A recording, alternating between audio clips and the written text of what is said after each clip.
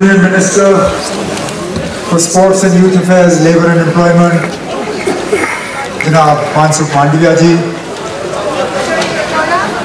Council of ministers में मेरे साथी डॉक्टर सतीश शर्मा साहब, मेरे एडवाइज़र नासिर अस्लमानी साहब, हमारे मुकामी MLA जनाब फारूक शाह साहब, चीफ सेक्रेटरी जम्मू कश्मीर जनाब अटल गुल्लू साहब, यहाँ पर मौजूद मरकज़ी हुकूमत और जम्मू कश्मीर हुकूमत के तमाम आला अफसरान,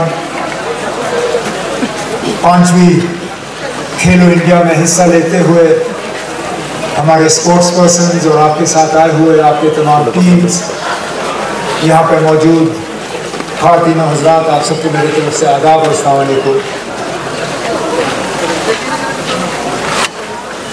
आखिरकार 5वीं खेलो इंडिया विंटर गेम्स जो हैं वो मुमकिन हो पाए। एक वक्त ऐसा लग रहा था जनवरी में, फरवरी में कि शायद ये गेम्स हो ही नहीं पाएंगे, और मैं अपनी जगह परेशान इस बात से था कि लगातार जम्मू कश्मीर ने 4 बार इससे पहले खेलो इंडिया विंटर गेम्स जो हैं उनको शानदार और कामयाब तरीके से ऑर्गेनाइज किया था। ये पहली मर्तबा होने थे असेंबली इलेक्शन के बाद और यहाँ लोगों की चुनी हुई हुकूमत बनने के बाद, और शायद ऊपर वाले का साथ नहीं था और हम ये गेम कर नहीं पाते। फरवरी में जब टीम ऑफ एक्सपर्ट्स आई, उन्होंने हालात देखे और हम खुद जानते थे, क्योंकि उससे कुछ दिन पहले मैं खुद यहाँ स्की करने आया था और मैंने जब स्लोप्स की हालत देखी, मैंने कहा इन स्लोप्स पे तो हम लोग नहीं कर सकते, तो कम्पिटिटर्स क्या करेंगे।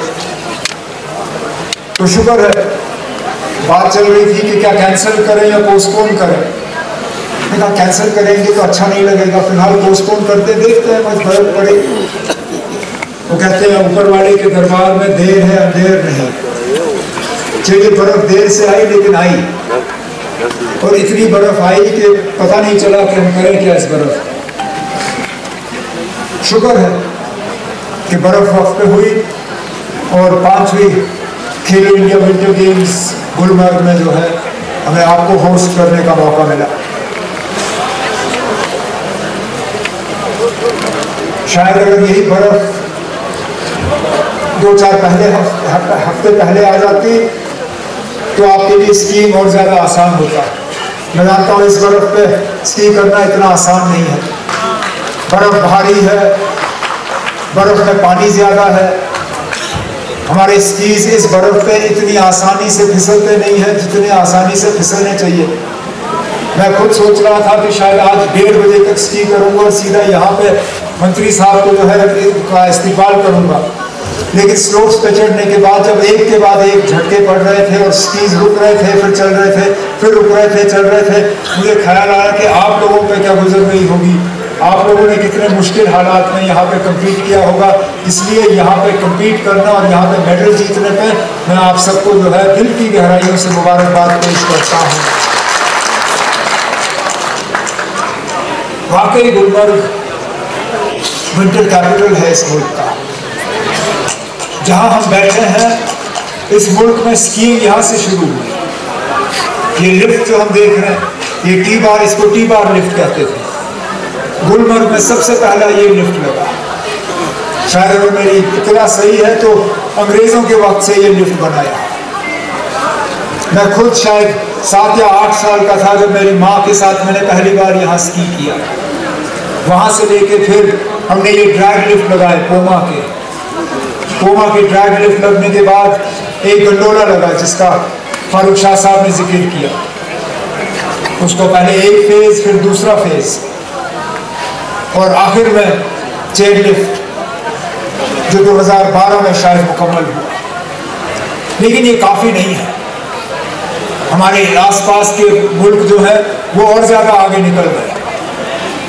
हमने अक्सर बेशतर पिछले 2-3 साल में पाया है कि जो लोग गुलमर्ग आते थे साल में 2-3 बार स्की करने के लिए, अब वो हमारे नज़दीकी साउथ सेंट्रल एशियन मुल्क में जाते हैं, वो उज़्बेकिस्तान और ऐसे इन मुल्कों में जाके जो है वहाँ स्की करते हैं।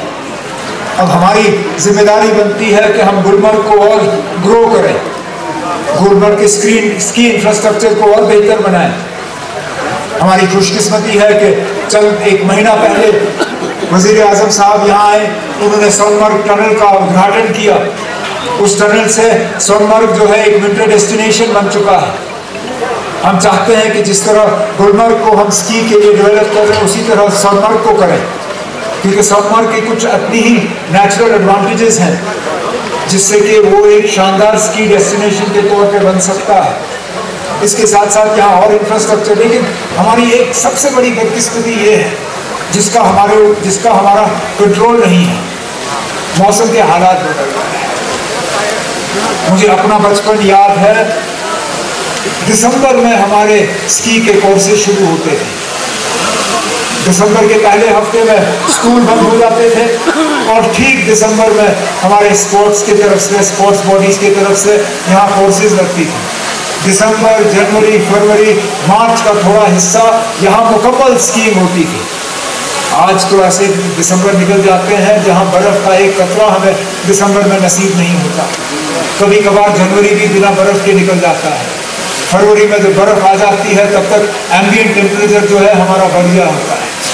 तो हमारी अब कोशिश रहेगी कि आर्टिफिशियल स्नो जनरेट करके अगर हम दिसंबर से, क्योंकि तब तक टेम्परेचर जो है हमारा माइनस पहुंच गया होता है, अगर इन्वायरमेंटली फ्रेंडली तरीकों से अगर हम आर्टिफिशियल स्नो यहाँ पे जनरेट करके अपने 2-4 स्लोप्स यहाँ पे शुरू कर सकें तो मुझे लगता है हमारा स्की का सीजन भी बढ़ जाएगा। हम दोबारा दिसंबर में, जनवरी में, फरवरी में यहाँ स्कीइंग कर पाएंगे और हमें जरूरत नहीं पड़ेगी मार्च में यहाँ खेलो इंडिया गेम्स ऑर्गेनाइज करने के लिए।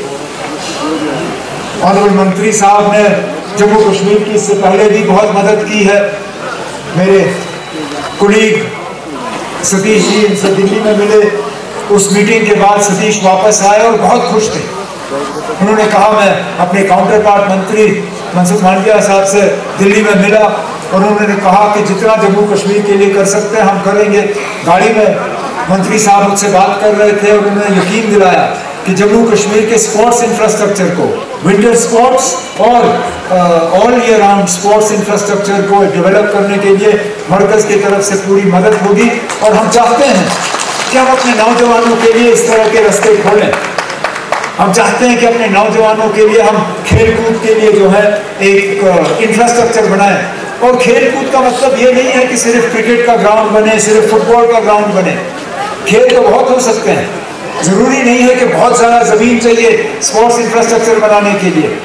आजकल जो नए गेम्स जो हैं, जो जिनके तरफ लोगों की दिलचस्पी जा रही है, मिसाल के तौर पे जो पैडल कहते हैं, पैडल एक अजीब सा गेम है, वो ना स्क्वॉश है तो ना टेनिस है, लेकिन लोग इसको पसंद करते हैं। पिकल बॉल का एक यहाँ लोगों को एक शौक शुरू हो गया है, वो गेम भी समझ में नहीं आता। वो ना टेनिस है, ना टेबल टेनिस है, ना बैडमिंटन है, क्या है समझ में नहीं आता, लेकिन लोग पसंद करते हैं और उसके लिए ज़्यादा ज़मीन चाहिए नहीं। तो हमारी कोशिश रहेगी कि हर गांव में किसी न किसी तरीके का स्पोर्ट्स इंफ्रास्ट्रक्चर कायम करें, ताकि हमारे नौजवान जिनको नहीं तो गलत चीज़ों की तरफ जो है उनकी तवज्जो लेने की कोशिश की जाती है, हम अपने आने वाले नस्ल को जो है खेल कूद में बिजी रखें और जम्मू कश्मीर को एक sports destination, adventure sports, winter sports, regular sports के लिए जो है इस मुल्क का एक प्रीएमिनेंट डेस्टिनेशन जो है हम कायम करना चाहते हैं। इसमें मंत्री साहब आपकी तरफ से जो मदद होगी हम दिल खोल के जो है उसका शुक्रिया करेंगे। और अपने तरफ से मैंने पिछले दिनों जो असेंबली में बजट पेश की, उस बजट के हवाले से हमने स्पोर्ट्स के लिए खास जो है प्रावधान किए हैं और कोशिश रहेगी कि आने वाले 4 साढ़े 4 साल जो हमारे रह गए हैं, जम्मू कश्मीर को स्पोर्ट्स के नक्शे पे पूरी तरह से लाके जम्मू कश्मीर का हम मुस्तकबिल बदल दें। लेकिन आज मंत्री साहब आपने अपने बिजी शेड्यूल में से वक्त निकाल के इस ठंड में आप आए, आपने सही कहा, आप 42-45 डिग्री से आए आज फिलहाल 2 या 3 डिग्री है, कल वापस 45 डिग्रीज में आपको जाना होगा। थोड़ी सी ये ठंडी आप अपने साथ ले लीजिए, थोड़ा सा वो गर्मी जो है बर्दाश्त करना आपके लिए और ज़्यादा आसान होगा। अब हम इंतज़ार करेंगे और इस खूबसूरती का फ़ायदा लें। आप सब आए, खासकर हमारे जो स्पोर्ट्स पर्सन बहुत शॉर्ट नोटिस पे आता है, मैं जानता हूँ। हमने बहुत कम वक्त दिया आपको यहाँ आने का, उसके बावजूद आप मुल्क के कितने कोनों से आए। कोई कर्नाटका से, कोई महाराष्ट्र से, कोई उड़ीसा से, कोई छत्तीसगढ़ से, हिमाचल और उत्तराखंड का तो वो हमारे पड़ोस नहीं है, उनसे तो हम उम्मीद ही करते थे आएंगे।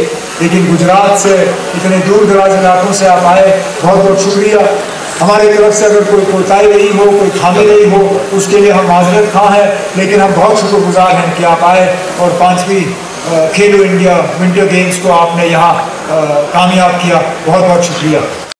To be seated on the chairs comfortably so that the event takes place in a comfortable environment and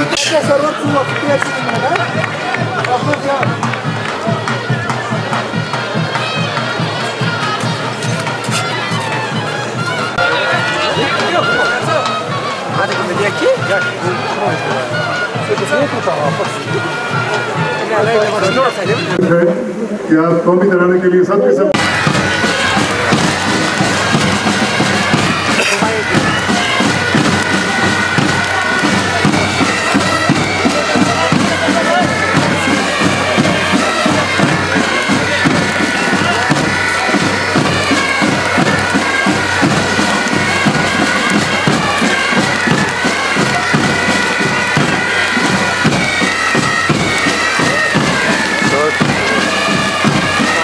जोरदार तालियों से इस्तकबाल करें हमारे खास मेहमानों का।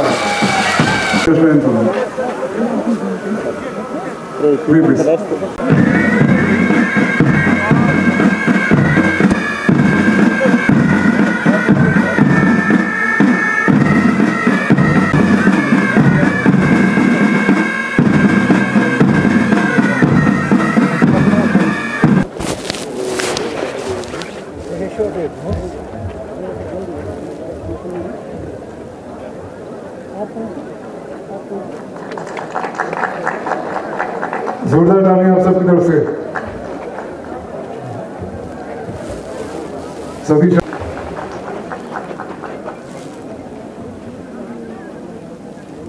अब मेरी गुजारिश है community secretary youth service and sports जिनके गवर्नमेंट सरमद हफीज साहब से कि वो सबसे पहले minister for youth service and sports जिनके सतीश शर्मा साहब को एक शॉल और एक मोमेंटो पेश करें।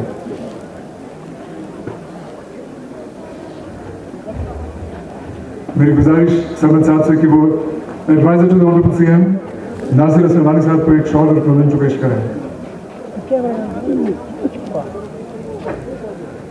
फिर एक बार मेरी गुजारिश है सरमद हफीज साहब है वो अपने हाथों से इस बंद के चंद दाने इस बंद सोज में डाल के खुशबू का पैगाम पूरी दुनिया तक पहुंचाए यहाँ गुलमर्ग की इन वादियों से।